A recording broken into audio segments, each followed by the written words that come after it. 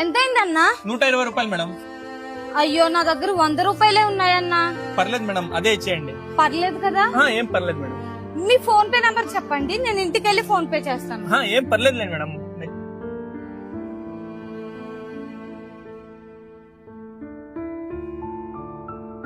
ఎంతైంది madam? 550. నా దగ్గర 500 ఉన్నాయి. 50 రూపీస్ తర్వాత ఇవ్వనా? లేదండి, మొత్తం ఇవ్వాలి. నా దగ్గర ఉన్నాయి, తీసుకో బ్రో. పర్లేదండి.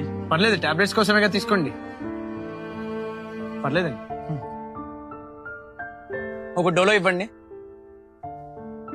బ్రో ఏదైనా ప్రాబ్లం? పెట్రోల్ అయిపోయిందన్నా. సరే రండి, పెట్రోల్ బంక్ దగ్గర నేను టో చేస్తాను. పర్లేదన్నా, పెట్రోల్ బంక్ దగ్గరే కదా, తోసుకుంటూ వెళ్ళిపోతా. బ్రో పర్లేదు బ్రో, నేను టో చేస్తాను కదా, ఎందుకు అంత కష్టపడతారు? ఒక మనిషి ఇంకో మనిషి హెల్ప్ చేయకపోతే ఇంకెవరు చేస్తారు బ్రో? సరే బ్రో. అన్న, ఈ రోజు ఏమైందో తెలుసా? మెడికల్ స్టోర్ లో టాబ్లెట్స్ తీసుకున్నాక నాకు 50 రూపాయలు తక్కువ పడ్డాయి. కరెక్ట్ టైం కి ఒక అబ్బాయి వచ్చి హెల్ప్ చేశాడు. అది చూసాక నాకు చాలా హ్యాపీగా అనిపించింది అన్న. ఈ రోజులు కూడా మానవత్వం మిగులుందని. ఈ రోజు ఏమైందో తెలుసా? ఆటోలో వస్తుంటే ఆటోకి 120 రూపాయలు అయింది, కానీ నా దగ్గర 100 రూపాయలే ఉన్నాయి. కానీ ఆటో అన్న మాత్రం 20 రూపాయలు ఏం అవసరం లేదు, నువ్వు వెళ్ళు అని చెప్పారు. అది విన్నాక నాకు ఎంత హ్యాపీగా అనిపించిందో తెలుసా? ఎందుకంటే ఈ రోజుల్లో కూడా మానవత్వం ఇంకా బ్రతికే ఉంది. ఈ రోజు నేను కూడా ఒక అబ్బాయి హెల్ప్ చేసిందా, వాడి బండిలో పెట్రోల్ అయిపోతే టో చేసుకుంటా వెళ్ళి పెట్రోల్ బంక్ దాకా వదిలే.